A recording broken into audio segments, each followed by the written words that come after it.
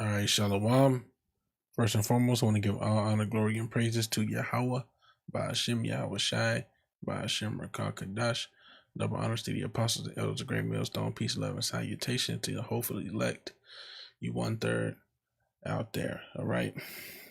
So yeah, I came across this video the other day, and I just wanted to do a quick little report on it. Esau is making advancements in his test tube meat.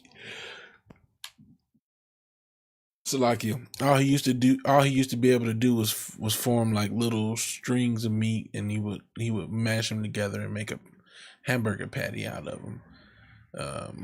Let's see. I think there was a report on it earlier in the year. Let's see. Test.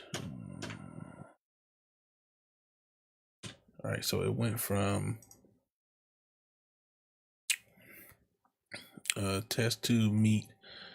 Oh, okay. Well, let's see here. In May of 2014, they were talking about test tube burgers, test tube burgers. And Salakia, there was an update. It's pretty late at night, so Salakia. But they were making a update in on May the 24th, 2018 about test tube burgers. Let me just pull this up. As you can see here, test tube burgers and the future of meat, test tube meat. And they were pretty excited about it. Well, I saw the other day here, this was posted December. Salakia. Reopen that closed tab and just hit back. This is posted December the 11th, around about that time, so not too long ago. Esau is making advancements into actually making a steak, and if the Lord allows him, if that's within his boundaries, then the Most High is going to allow Esau to even take it even further, and he may be able to duplicate whole pieces of meat. Now, he's making very little progress right now, as far as the steaks that you see. They're like very thin. But I'm gonna just let this play. What we're going to try today are the first thin slices of steaks we have produced in a lab setting. I think this is going to be the greatest revolution in the history of modern agriculture.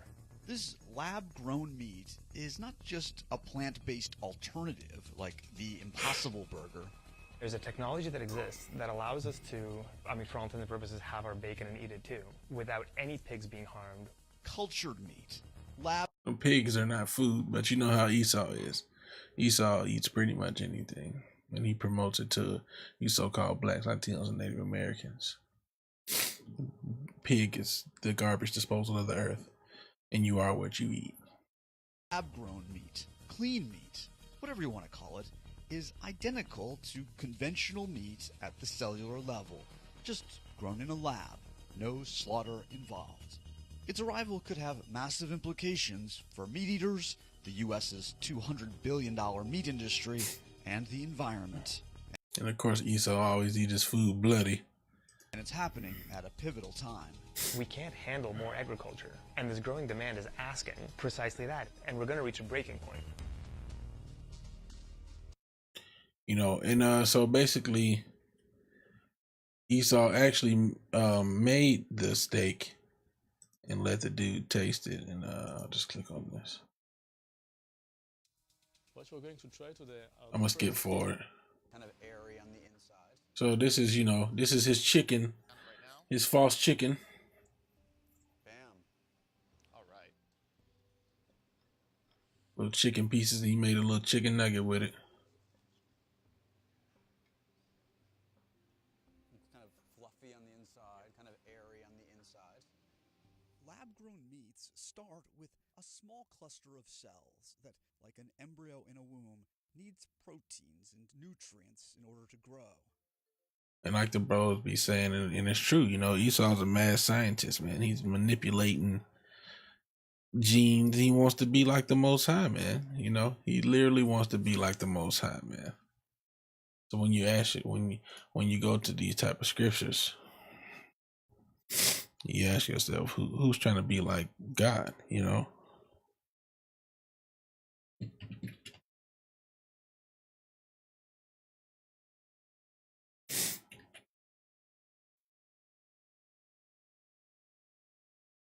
Second Thessalonians 2 and 4.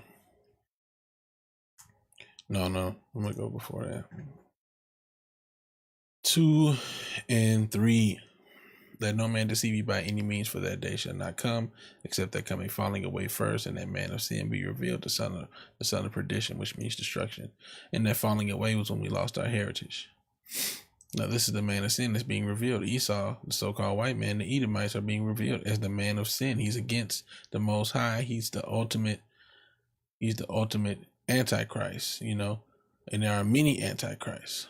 But his entire race of people, they're against everything righteous, and they want to be like the Most High, who opposeth and exalteth himself above all that is called God. What is he doing here? He's trying to create new life. You know, he want to bring dinosaurs back to life. He want to cause a man to have a baby. He want to, you know, just all these different things. You know, he's literally playing God. He's turning heterosexual frogs gay.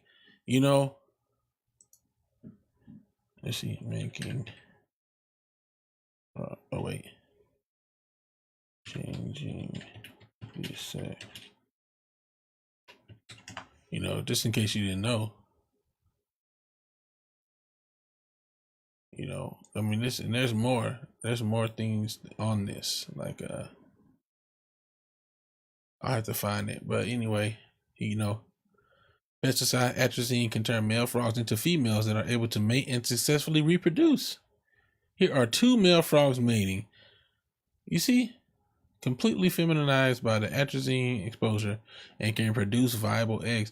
You know, and this is just a byproduct of Esau's, you know, mad scientist nature, man. This is what he does, you know, and he's trying to do this for males. He's trying to, you know, for human males. And, you know, he's completely, you know,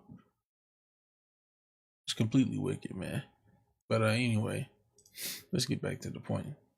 Who opposeth and exalteth himself. So this is the man of sin that's being revealed, the son of destruction, because everything he does is about destruction. Who opposeth and exalteth himself above all that is called the Most High, or that is worshipped, so that he as the Most High sitteth in the temple of the Most High, showing himself that he is the Most High. Remember ye not that when I was with you I told you these things? And know ye now now ye know what withholdeth, that he might be revealed in his time. Now's the time that Esau's been revealed, man. You know, for the mystery of iniquity doth already work. Only he who now letteth will let until he be taken out of the way. And of course, the mystery of iniquity was working because the Romans were in power, and the Romans were doing their iniquity at that time. You know, Herod was trying to kill Yahushua. You know, and just, you know, Pilate, just all these different people, man. The Edomites were wicked. It tells you that in Maccabees. What is it? First Maccabees 4. Let me see. It might be 3. Oops, lucky. Yeah, I'll just keep going. First Maccabees. I'm gonna start at 3 and see. Yeah, there we go.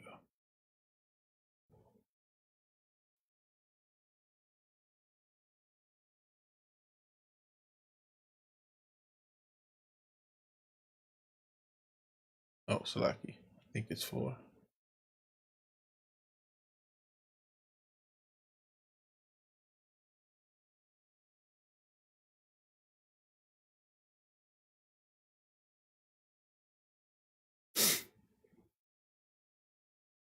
Oh, Salaki. I was watching the video earlier and I thought this was it. I'm gonna find it real quick.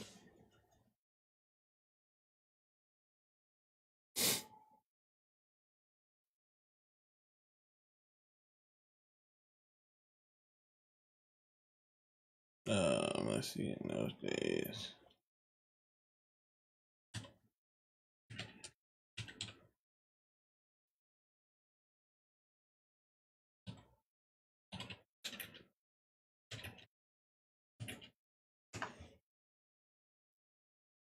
Oh, it's First Maccabees 1 and 11.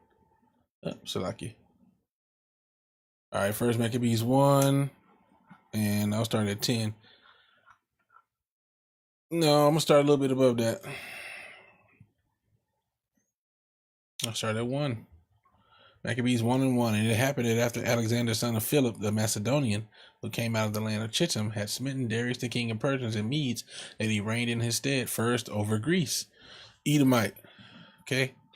The Macedonians were Edomites. Okay. These were so-called white people. And many years, and many wars, and made many wars, and won many strongholds, and slew the kings of the earth. Okay, let's see.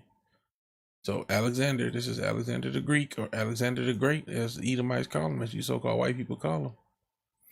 And he went through the ends of the earth and took spoils of many nations, insomuch that the earth was quiet before him, whereupon he was exalted and his heart was lifted up.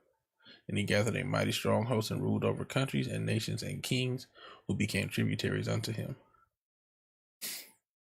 I'm gonna go to verse 7. Skip forward. So Alexander reigned 12 years and then died, and his servants bare rule, every one in his place. His 4 servants came up after him and took crowns to themselves, and they split up. And after his death, they all put crowns upon themselves. So did their sons after them many years, and evils were multiplied in the earth. And there came out of them a wicked root, Antiochus, surnamed Epiphanes. You know, and the mystery of iniquity was working because the Grecians were wicked. The Romans were wicked. I mean, when these people went into power, all manner of wickedness was happening. You know, they had places of exercises where men and I'm assuming women as well was walking around butt naked. Look at all those statues they have where they exposing in the penises and stuff. You know, these were so-called white people, man, Edomites, doing pure wickedness, man. You know, so that man of sin being revealed. You know.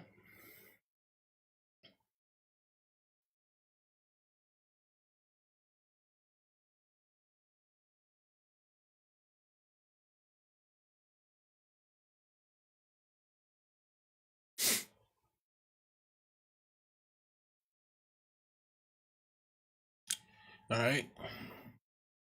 For the mystery of iniquity doth already work. 2 Thessalonians 2:7. Only he who now letteth will let until he be taken out of the way. And then shall that wicked be revealed, whom the Lord shall consume with the spirit of his mouth, and shall destroy with the brightness of his coming. So he's consuming them with the spirit of his mouth by his men, the prophets, because we lighten Esau up, you know, by bringing his truth out. And the Most High is going to destroy him with the brightness of his coming. When the chariots come down from heaven, you know, when Yahushua comes back with the host of heaven, they're going to destroy Esau. You know, all the different variations of the Edomites, the so-called Jews, the Russians, you Americans, you English, whatever you want to call yourself. You an Edomite, Most High coming back for you, man. You know, even him whose coming is after the working of Satan with all power and science and lying wonders. You know, and that's, hey, this is part of his wonders. He's creating so-called meat off of a couple of, you know, off of a couple of pieces of DNA or whatever, skin cells, and he's feeding them these proteins, and next thing you know, he's coming up with a mystery meat, with a monster meat. You know, Esau's just wicked, man. So anyway, it's just, you know, let's just play. A tissue sample from a living animal. From that tissue sample. Well, I don't want to play too much of it because they're gonna try to probably flag it. Why does Esau can insist on eating his meat raw? They're just, I don't get it. It's spiritual though, you know. You like raw meat, man. No, that ain't Jake. So this is the steak right here, you know. And when you talk about this meat is way more expensive than a normal meat. You look at this, man. Maybe after you cook it, it don't look so bad, but this junk look weird. You know, like hella weird. So eventually they want to get to the point where they got a full-blown steak, you know. And they just, you know, they got cell cultures. And Esau really think he doing right by doing this, you know. That's crazy. These are the little fake steaks in the making. So basically, Esau's each meat cut you would taste today costs approximately $50 a piece. $50 a piece for this little stuff, man.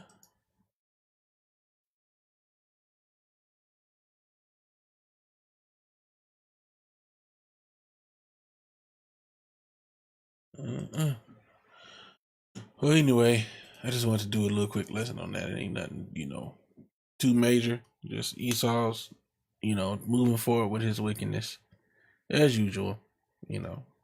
This is business as usual for Esau, so-called white man. But hey man, things is ramping up. On other notes, things is ramping up. And getting more serious. Definitely a time to be circumspect, watch, pray. Oh, Salaki. Watch and pray and get ourselves together, so that we may possibly make it, through the coming destruction and the things that are coming to America, Babylon the Great, because it's going to be utter destruction and chaos, So, hey, man,